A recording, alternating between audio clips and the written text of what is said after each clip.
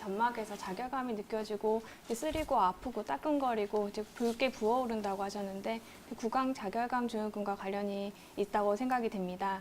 구강 자결감 증후군은 보통 아무 상처가 없는데 자결감이 느껴지고 그다음에 주로 혀의 앞쪽의 2분의, 그러니까 3분의 2 부위 그리고 입천장의 앞쪽 그리고 입술에서 쓰리고 이제 화끈거리고 따끔따끔한 통증이 나타나는 질환입니다. 보통 여성분들 폐경기 이후에 여성분들한테 많고 여성과 남성의 비율이 33대 1로 대부분 여성분들에게 발생이 됩니다. 그리고 우리나라에서 50세 이상 인구의 14.3%로 굉장히 많은 사람들이 많이 경험해 보셨고 그다음에 한번 증상이 시작되면 지속되는 경향이 있습니다. 네, 이렇게 구강 자결감 증후군이 이 시청자분의 증상에 빗대어 봤을 때 의심이 된다라고 말씀을 해주셨는데요. 이 구강 자결감 증후군 원인은 어떤 것인지 또 궁금한데요. 백서희 원장님 원인도 짚어주시죠. 네, 기질적인 요인이 명확하지 않고 정확한 원인이 밝혀지지 않았는데 주로 감각신경의 퇴행성 변화로 인한 것으로 생각됩니다. 그리고 이제 혀가 아픈 원인이 이제 세균이나 곰팡이균에 감염이 되었을 때도 아플 수가 있는데 특히 당뇨가 있으신 분들은 구강 감염에 취약하기 때문에 이제 입 안에 하얀 그 우유 찌꺼기 같은 하얀색 위막이 덮여 있는 구강 칸디다증에 걸리기 쉽습니다. 그리고 구강 건조증이 있으신 분들은 이제 그 타액 분비가 적게 되기 때문에 진액 감염에도 되게 관련이 있습니다. 그리고 이제 그 폐경기 이후에 여성분들이 많이 있기 때문에 여성 호르몬의 그 낮은 농도와도 관련이 있다고 생각이 되고 갑상선 기능 저하증과 같은 호르몬 변화와 관련이 있습니다. 그리고 영양 결핍과 관련이 있을 수 있는데 비타민 B12와 가장 깊은 관련이 있고 비타민 B6, 비타민 C, 엽산, 아연 그리고 철 결핍성 빈혈에서도 나타날 수 있습니다. 또한 이제 스트레스와 관련이 있다고 알려져 있는데 이제 만성 스트레스나 불안감, 우울감에도 이제 많은 관련이 있을 수 있습니다. 네, 이렇게 구강 자결감의 원인, 여러 가지 원인에 대해서 짚어봤습니다. 그런데 이렇게 앞서 시청자님께서 40년간 불면증으로 인해서 신경정신과 약을 그쵸. 복용하셨다고 하셨잖아요. 이 약이 혹시 입안에 문제를 일으켰을 수도 있을 것 같은데요. 백사희 원장님, 그럴 수 있었을까요? 네.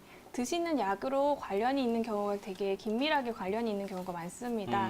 네, 특히 고혈압 약이나 이제 우울증 치료제나 수면제나 항히스타민제 등에 드시는 약이 있으실 때 이런 증상이 나타날 때는 의사 선생님과 상의를 해보시는 것이 좋다고 생각이 됩니다. 네, 어머니 어떻게 이렇게 혀가 지금 아프고 갈라지고 항상 붉게 부어 있다고 하셨어요? 네네. 네, 언제부터 그러셨어요? 제가 불면증 때문에요. 네. 양약을 먹은 지 한 40년 그리 된 것 같아요. 그런데 수면제를요? 이게 신경 안정제겠지. 안정제. 수면 유도제인가 뭔가. 네. 그거를 그렇게 계속 먹다 보니까 혀가 아프더라고요. 그래서 의사 선생님한테 얘기하니까 서울대 치대를 가라 그래서 치대 갔더니 이렇게 30분 동안에 침 나오는 거 일부러 뱉지 말고 시험관에 뱉으라고 하는데 안 나오는 거예요. 그리고 침이 안 나오세요? 침이 안 나오고요. 네. 이 침이 안 나오다 보니까 혀하고 입천장하고 부딪혀서 이렇게 마찰이 생기니까 항상 아파요. 네. 그리고 혀가 이렇게 부어 있고요, 빨갛고요. 그리고 하다 하고 그러고 잠 안 오는 거는 그 한 40년 넘게 그렇게 불면증에 시달려요. 그러는데 저번에 TV 상담 TV에서 상담하는 거 듣다 보니까 저하고 증상이 너무 똑같은 것 같아갖고 어디로 어떤 치료를 받아야 그게 가능한지 여쭤보고 싶었어요. 네. 그러면은 당뇨나 혹시 고혈압 약 같은 거 드시는 거 있으세요? 네? 당뇨 약이나 고혈압 약 같은 거 드세요? 아니요, 그거 안 써요. 네. 그러면 수면 유도제만 드시고 그러시군요. 그러면 한의원 아직 방문 안 해보셨고요. 저 경희대 그때 네. 한번 갔었어요. 네. 그랬다가 너무 약이 비싸더라고. 그래서 못 네. 갔었어요. 네, 그렇죠. 근데 이게 그 한약 치료가 굉장히 효과가 좋으세요. 그러세요? 지금 알려진 치료 방법이 특별하게 없어가지고 지금 계속 병원에 가셔도 이렇게 치료를 제대로 받지 못하셔서 계속 고생하시고 있으신 것 같으세요. 네. 네, 그래서 오늘 이제 그 한방 맹문동차라고 있다가 이제 집에서 예. 드시기 좋은 한방 차도 소개시켜 드릴 거거든요. 예. 네, 그거 이제 마지막까지 잘 보시고 이제 집에서 그 차로 끓여 드시면 많이 도움 되실 거예요. 그리고 예. 잠은 어떻게 주무세요? 그 수면제를 드시면은 좀 주무시긴 하세요. 어떠세요? 예, 그걸 먹고요. 네. 이제 2알 먹으면은 딱, 그 약 먹은 대로부터 4시간을 자요. 네. 그 약을 늦게 먹으면 늦게 일어나고, 일찍 먹으면 일찍 일어나고, 한 4시간. 아, 네. 되게 약을 드셔도 많이 못 주무시고 계시네요. 낮잠은 좀 주무세요? 아니요, 전혀. 아, 많이 피곤하시지 않으세요? 항상 피곤해요. 피곤 쩔었어요. 네, 그러면 지금 잠을 많이 못 주무시면 이제 면역력도 많이 떨어지기 때문에 회복력도 많이 좋아지기 힘드세요. 예. 네, 그래서 근데 한방 치료를 받으시면은 일단 한방 차도 열심히 드시고 하시면 이제 잠도 잘 주무신 도움 되시면서 입안에 아픈 것도 많이 좋아지실 거거든요. 네, 그러세요. 아, 네. 일단은 이제 한의원에 방문하셔서 침 치료라도 꾸준히 받으시고 네, 예. 집에서는 한방 차를 꾸준히 드시는 게 도움 되시거든요. 예. 네, 혹시 변비나 설사 같은 거 있으세요? 저 변비가 심해서요. 저거를 먹고 있어요. 그 변비 무슨 뭔가 네. 그런 거. 예. 아, 네. 그러시면은 이제 그 맹문동차 한방 차를 드시면 변비에도 굉장히 도움이 되실 거예요. 맹문동 차요? 네, 이따가 자세히 설명드릴 거거든요. 네. 네, 이제 끝까지 시청해 주시면 집에서 예. 네, 그 꾸준히 드시고 한의원에 가셔서 꾸준히 침치료 받으시면 좋으실 것 같으세요. 그럼 한의원 어디로 가야 돼요? 그거 아. 가르쳐 주세요. 아, 집 근처에 가까운 한의원에 가시면 이제 침치료를 저희가 이제 그 스트레스랑 관련되고 잠 못 자는데 도움이 되는 침치료 방법이 있어요. 네, 그래서 침치료 아니요, 받으시면 그쪽에 잘하는데 가르쳐 주세요. 아, 네. 그러면 이제 방송 끝나고 다시 연락드려서 알려드리도록 하겠습니다. 예, 이 번호로 전화 꼭 주세요. 아, 예, 알겠습니다. 네, 어머니 저희가 네. 방송이 끝나가지고 상담을 더 도와드리고요. 그리고 어머니 네. 증상에 대해서 조금 더 이야기를 나눠볼 테니까요. 계속해서 시청해 주세요. 네. 네, 또 어머님 증상이 맞는 차, 맹문동 차를 이렇게 설명해 주셨는데 백서 원장님 어떻게 드시는 게 좀 좋을까요? 아, 네. 맹문동차는요, 이제 굉장히 이렇게 맛이 좋습니다. 이제 한방에서 유명한 차인데요. 일단 진액을 보충해 주는데 효과가 좋습니다. 그리고 백합과에 속하는데 이제 보라색 꽃이 여름에 오랫동안 피기 때문에 이제 뜰에 많이 심는 그런 본초입니다. 그게 이제 약재로 쓰이는 부분은 괴근이라고 해서 뿌리가 동그란 덩어리로 되어 있는데 만져보면 말랑말랑하고 쪼개보면 속이 끈적끈적하게 손에 달라붙습니다. 맛을 보면 달달하고 맛이 좋은 편인데요. 말린 것을 차로 끓여서 드시면 보리차와 비슷한 색깔과 맛이 납니다.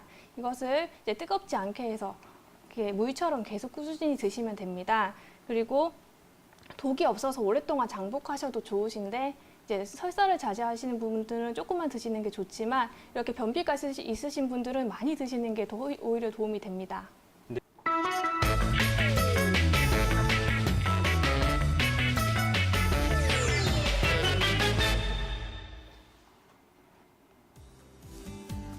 안녕하세요. 건강한의사 백서입니다. 한방 꿀팁에서는 한방 비만 치료에 대해서 알아보겠습니다. 비만이라 몸에 지방이 과도하게 축적된 상태를 말합니다. 그래서 불필요하게 체내에 축적된 지방은 염증을 유발하므로 비만이 오래되면 만성 염증 상태가 됩니다. 이로 인해서 면역 기능이 떨어지고 산화 스트레스가 증가해서 노화도 촉진되고 치매와 같은 뇌질환이나 암의 위험도도 높아집니다. 또한 당뇨, 고혈압, 고지혈증, 다낭성 낭소증후군, 관절염 등과도 관련이 깊습니다. 한의학에서는 이러한 불필요한 체지방을 습담과 같은 노폐물의 범주로 분류해서 치료합니다. 사람마다 노폐물이 발생될 원인이 다르기 때문에 가장 이상적인 것은 근본 원인을 치료하는 건데요. 오늘은 관련 논문 2개를 소개해 드리겠습니다. 첫 번째 논문은 16세에서 59세까지 연령의 230명 환자를 대상으로 한 한방 비만 치료의 결과를 보여주는 논문입니다. 과체중군, 비만군, 고도비만군의 세 그룹으로 나누어서 근육량과 체지방 양을 그래프로 나타냈습니다. 약 100일간 치료한 결과 평균 근육량은 약 1.0에서 2.2kg 감소한 데 비해서 평균 체지방 양은 약 7.8에서 12.7kg로 기초 대사량을 유지하는 근육량은 비교적 유지하면서 체지방이 집중적으로 감소한 것을 볼 수 있습니다. 두 번째 논문은 동물 실험에서 인진, 울금, 산사라는 세 가지 한약 추출물의 항고지혈, 항산화 효과를 보여주는 논문입니다. 이 세 가지 한약재는 어린 인지 쑥과 그리고 인도 카레의 주 원료로 쓰이는 울금, 그리고 사과 맛이 나는 작은 열매인 산사라는 약재입니다. 이 한약재를 당뇨와 비만이 있는 생쥐에게 4주간 주었습니다. 이 한약을 복용한 동물들의 혈액 검사 결과 중성 지방이 절반 이하로 감소하였고 거기다가 항산화, 항염증 효과도 나타나서 심혈관 위험 지수가 유의성 있게 감소하였습니다. 또한 간 기능, 신장 기능, 세포 독성, 중금성 검사를 통해서 아무 문제가 나타나지 않아서 해당 약물의 안정성도 확인되었습니다. 보통 많은 분들이 한약을 먹으면 살이 찌는 것으로 알고 계시는데요. 왜냐하면 입맛이 없고 몸이 마르고 기력이 없을 때 보약을 지어 먹으면 입맛이 돌아오면서 잘 먹게 되고 살이 찌는 것을 많이 경험해 보시거나 들어보셨기 때문인데요. 그래서 많은 분들이 한의원에 오셔서 가장 많이 물어보시는 것도 한약을 먹으면 살찌지 않나요? 입니다. 그래서 식욕 저하와 식욕 과잉의 한의학적 치료를 한번 비교해 볼 텐데요. 다양한 원인이 있을 수 있는데 그 중에서 가장 대표적인 것으로 단순화해서 비교해 보겠습니다. 먼저 식욕이 없는 이유는 대표적인 한의학적 이유는 위냉, 위한이라고 하는데 우리가 찬 것을 냉하다라고 하죠. 위가 차기 때문입니다. 그래서 위 기능을 보강하면서 위를 따뜻하게 해주면 식욕이 좋아지고 입맛이 돌아오면서 소화 흡수도 잘 되게 됩니다. 반대로 식욕이 과도하게 된 원인은 위열이 있다고 볼 수 있는데요. 위냉과 반대로 빨리 배고픔을 느끼고 많이 먹게 됩니다. 그래서 비만을 치료하면서 위열을 내려주는 치료를 했을 때 필요한 만큼만 먹어도 포만감을 느낄 수 있게 됩니다. 한의학적으로 이렇게 위열이 생기는 원인은 해외 연구들에서 밝혀진 식욕 억제 호르몬인 렙틴 기능의 장애를 일으키는 요인과 유사합니다. 바로 스트레스, 가공된 달고 자극적인 음식, 수면 부족입니다. 몸이 건강한 상태에서는 우리 몸의 내 시상하부에서 식욕뿐만 아니라 에너지 소모량과 체지방량을 자율적으로 조절해서 비만이 되지 않습니다. 하지만 예를 들면 우리가 일정량 이상 음식을 먹게 되면 입맛이 떨어지면서 에너지 소모가 촉진되는 것이 자연스러운 반응입니다. 하지만 어떠한 이유로 인해서 우리 몸의 식욕 조절 시스템에 이상이 생기면 일정량 이상, 우리가 필요한 것 이상 먹어도 계속 입맛이 당기는 상태가 지속됩니다. 이것은 단순히 의지력의 문제가 아니라 우리 몸의 식욕 조절 시스템에 이상이 생겼다는 신호입니다. 따라서 이럴 때는 원인을 제거하고 생활 관리를 열심히 했는데도 조절이 안 되는 경우는 한방 치료를 통해서 무너진 균형을 회복시키는 데 도움이 될 수 있습니다. 그래서 임상에서는 비만이 아니더라도 식이장애를 가지고 폭식증으로 찾아오시는 분들도 많으신데요. 그 무너진 균형을 회복시켜주기 때문에 치료 만족도가 굉장히 높습니다. 다이어트에서 중요한 것은 단순히 의지력이나 칼로리 계산뿐만 아니라 우리 몸의 건강한 체중 조절 시스템을 회복하는 데 있습니다. 우리가 그렇지 않은 체중 조절 시스템이 건강하지 않다면 열심히 다이어트를 하더라도 금방 요요가 반복되거나 억눌린 식욕이 폭식으로 나타나게 됩니다. 따라서 우리가 식욕이 과도해서 다이어트가 힘드신 분들에게 도움이 되는 생활관리 방법을 알려드리겠습니다. 첫 번째는 열을 내리는 채소류인 오이, 케이, 샐러리, 미나리, 토마토, 녹두, 팥 같은 음식을 식전에 드시는 것이 포만감에도 도움이 되고 위열을 내려주는 데도 도움이 될 수 있습니다. 그리고 동의보감에서는 담담한 음식이 우리의 생명력을 기른다라고 나와 있는데요. 가공된 달고 자극적인 음식보다는 담담한 맛의 자연식 위주로 드시는 게 좋습니다. 그리고 스트레스는 위열을 촉진시킬 뿐만 아니라 스트레스 호르몬이 코티솔이 분비되면 우리 몸의 지방을 잘 저장되게 만듭니다. 그래서 정서적으로 평안하게 유지하시는 것이 중요하시고 잠을 푹 주무시는 것이 건강하게 식욕 조절을 잘 할 수 있는 생활관리 방법입니다. 이상으로 건강한 인사 백서희였습니다.